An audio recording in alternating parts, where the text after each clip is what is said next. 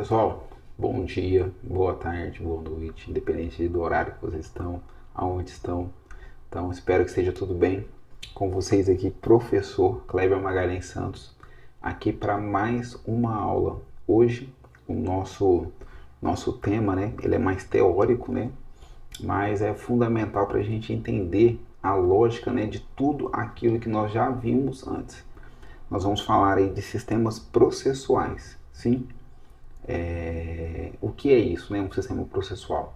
Então vamos pensar aqui nos sistemas operacionais, né, de computador. Então aí um Linux, um Windows, um macOS, né, sistemas processuais de de processo, né, dos computadores aí. Então vamos ilustrar aí, usar essa figura aí como nossos sistemas processuais, certo? Esses sistemas são as estruturas, né, de ideias que vai definir aí quem faz o que no processo, quem acusa, quem julga, quem defende, certo? Então nós vamos aí conhecer os modelos que já existem, né, e ver qual desses modelos aí que melhor se encaixa aí no sistema processual brasileiro, sim? Vamos começar aí, ó. Primeiro aí, nós temos o sistema inquisitivo, sim? O sistema inquisitivo é o primeiro modelo, é o modelo mais antigo, né? E esse é o sistema considerado até arcaico, né? É o sistema inquisitivo, certo? A principal característica dele é a concentração de poder, concentração de funções aí, poder, funções nas mãos aí de uma pessoa só, certo? Na figura do juiz. Então, nesse sistema inquisitivo aí, o juiz ele tem todo o poder e todas as funções, certo? Ele é investigador, ele é acusador, ele é julgador. Então, nesse sistema aí, o juiz ele faz tudo, senhores, certo? Outra característica aí é que o processo ele é sigiloso. Então, vamos começar aqui, ó. Concentração de funções do juiz, processo sigiloso, certo? O processo ele é sigiloso. O réu ele não é visto aí como uma persona, né? Um sujeito dentro do processo. Ele é visto como um objeto, o objeto da investigação, certo? Não como um sujeito de direitos, sim? Então, não há contraditório. Então, aqui, ó, não há contraditório, não há ampla defesa, certo? E provas tarifadas. O que são as provas tarifadas? Provas rainhas, como a confissão. Então, a confissão, como sendo uma prova tarifada, como a prova rainha, a maior prova de todas, isso vai dar espaço, né, para algumas arbitrariedades, certo? Então, prova tarifada, certo? Senhores, um exemplo histórico aí são os tribunais da Santa Inquisição, né? Hoje, esses sistemas é considerado incompatível aí com a democracia e com os direitos humanos, principalmente com os direitos humanos. Temos também aqui, senhores, sistemas processuais aí acusatórios, certo? Então, é um sistema em direção oposta, né, ao sistema inquisitório, certo?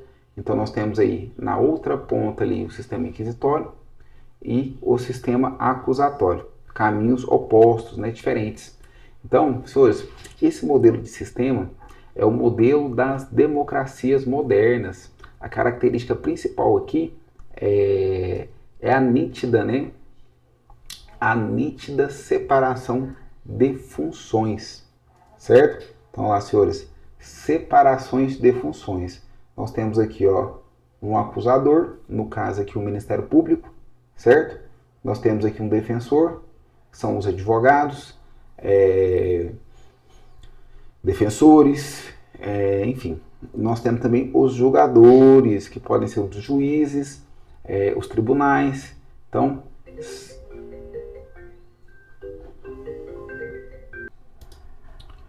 Senhores, para os senhores aqui que vão entrar aí na carreira policial, o dever nos chama aí. Nós somos policiais, né? Nós somos policiais 24 horas, né? Então, essa é uma característica da nossa atividade. Vamos retornar aqui, certo? Nós falamos aqui da separação, né, das funções, né? Falar aqui também, senhores, sobre a publicidade do processo, certo? A característica aqui, como eu disse, né, a mais nítida é a separação das funções. Temos a parte que acusa, o Ministério Público aí, que vai fazer o papel desse agente acusador, certo? Nós temos os advogados, né, que vão defender, fazer as defesas, e também nós temos os julgadores, né, que são os juízes e os tribunais aí, certo? Senhores, outra característica aí é que o processo ele é público, certo? Ele é público, processo público, ele é oral, né? Oral, ele é falado ali, nós temos acesso até o controle, né, jurisdicional pelas partes, né? Temos também direito aí ao contraditório. Senhores, direito ao contraditório. Como já falamos aqui no princípio do contraditório, além de usar todos os meios de defesa, né, possíveis aí, admitidos, os meios de defesa, nós temos direito a saber de tudo aquilo que nos está sendo acusado. Então ele tem direito de saber quem está acusando e o que está sendo acusado ali, para ele poder fazer, para ele poder exercer esse direito da ampla defesa, certo?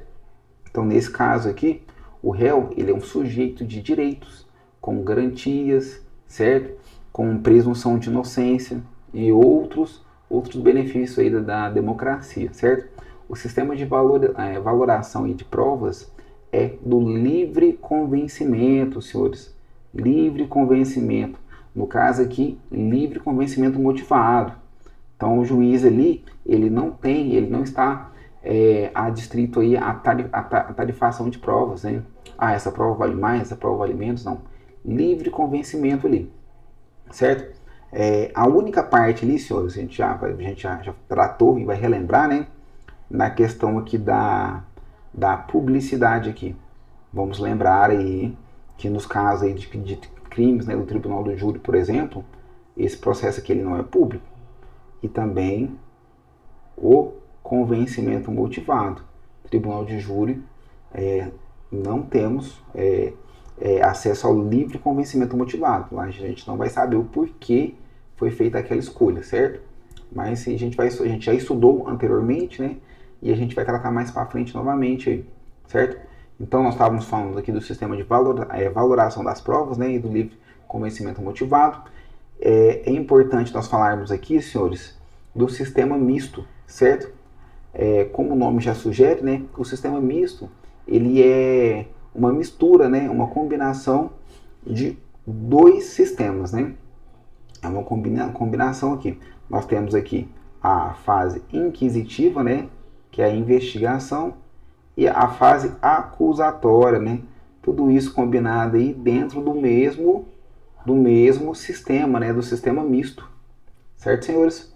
Então, como o nome já sugere, né? É um misto, é uma mistura, uma combinação. Ele normalmente tem duas fases distintas. Então, primeiro, a fase de investigação, que é a fase inquisitiva, certo? E essa fase aí, ela é conduzida, né, por um juiz, que é o juiz da instrução, certo? Juiz de instrução. Temos também a fase processual, processo aqui, ó, fase acusatória, certo? Nessa fase existe o debate, né, entre as partes perante o tribunal julgador, o juiz, o tribunal julgador ali. Vamos ficar atentos a esse sistema. Esse sistema aí, ele influenciou muitos países, inclusive o Brasil aí, especialmente a nossa, né? Nosso sistema estrutural aí do processo, ele tem essa separação. Separa a investigação do processo, certo? A fase de instrução da fase processual. Certo, senhores? Então já falamos aqui dessa combinação. Hoje no Brasil aqui nós adotamos o sistema acusatório, certo? É a pergunta que vai cair na prova aí, certo? Qual é o sistema adotado no Brasil hoje, certo? Hoje no Brasil, a nossa Constituição de 88, ela não diz com todas as letras, mas ela estabelece uma série de princípios e uma série né, de regras, né, que só fazem sentido dentro do sistema acusatório. Então, todos aqueles princípios, ampla defesa, legalidade, princípios aí democráticos, eles só fazem sentido aqui nos sistemas acusatórios, certo? Então, não diz com todas as letras na Constituição, certo?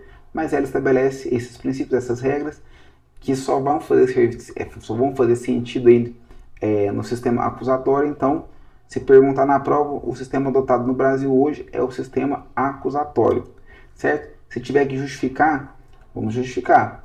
Temos um órgão para acusar, certo? Que é o Ministério Público. Nós temos aí garantias, certo? Ampla defesa. Aqui, ó. Temos garantias, né? A ampla defesa, contraditório. Nós temos juízes imparciais, certo? Então, há necessidade de juiz imparcial. Tudo isso são pilares do sistema acusatório, certo? Pegadinha de prova aí, a banca vai dizer que nosso inquérito, né, o inquérito policial, ele é inquisitivo. Tá certo, senhores? Está certo. Só que ela também vai dizer que nosso sistema é misto, certo? Vai dizer que nosso sistema é misto, certo? Então, a gente tem que tomar cuidado, porque o inquérito policial é uma fase pré-processual, certo? O inquérito policial não é uma fase processual, é uma fase pré-processual. Então, ele não entra ali, certo? Ele não vai entrar ali como característica aí do sistema processual brasileiro. Sim? O que vale, senhores, a lógica é o sistema acusatório. A doutrina aí, majoritariamente, ela defende o nosso sistema como um sistema acusatório. Sim? Senhores, eu vou explanar para vocês um pouco aqui sobre o pacote anticrime. O pacote anticrime ele foi criado em um ano de 2019, né? É a lei 13.964 do ano de 2019. Nosso famoso pacote anticrime. Ele veio, né, para reforçar ainda mais esse caráter acusatório do sistema processual brasileiro. Uma das maiores, né, novidades que nos foi trazido aí por essa legislação nova, né, foi a questão dos juízes de garantia. Sim? Juízes de garantias. Qual que é a ideia, né? Qual que é a ideia desse juiz de garantia? Ter um juiz que ele vai atuar apenas na fase de investigação, certo? Ele vai autorizar aquelas medidas, né, cautelares, prisão preventiva, interceptação telefônica, entre outras aí, certo? Esse juiz ele vai trabalhar especificamente na fase processual, certo? E um outro juiz ele atuaria aí na fase do processo, né? Então, na fase, me perdoem, senhores, na fase inquisitiva desse processo, né?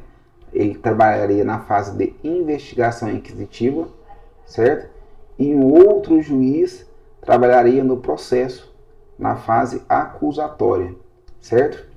Essa é a novidade trazida pelo pacote anticrime, para reforçar aqui esse caráter acusatório, certo?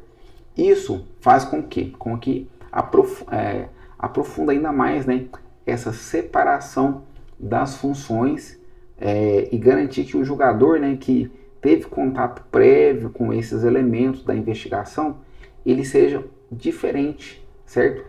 Isso vai aumentar aí a imparcialidade aí do julgador, certo? Então a gente vai observar aí a implementação aí dos juízes de garantias, certo? Esta situação de hoje, ela está suspensa, atualmente suspensa aí pelo STF, mas é fundamental que os senhores já tenham conhecimento desse conceito aí para a sua prova, certo? Hoje está suspenso pelo STF, mas a lei existe desde 2019, certo? Essa lei foi criada aí para poder reforçar este papel aí, esse caráter acusatório, certo? Certo, senhores? Vamos fazer uma breve revisão aqui. Vamos resumir a aula de hoje, né, do sistema inquisitivo aí. Senhores, o juiz, ele vai concentrar todas as funções. Sistema inquisitivo, certo? Não há contraditórios, não há garantias, certo? Não há os princípios democráticos, né? Sistema inquisitivo, certo? Sistema acusatório, funções diferentes, funções de acusar, função de defender, função de julgar, são separadas, certo? E esse é o sistema de garantias, né? Esse é o sistema de garantias aí, que ele é bem expressivo, né? Sistema de garantias, sistema acusatório. Temos também o sistema misto, né? O sistema misto é a fase inicial inquisitiva,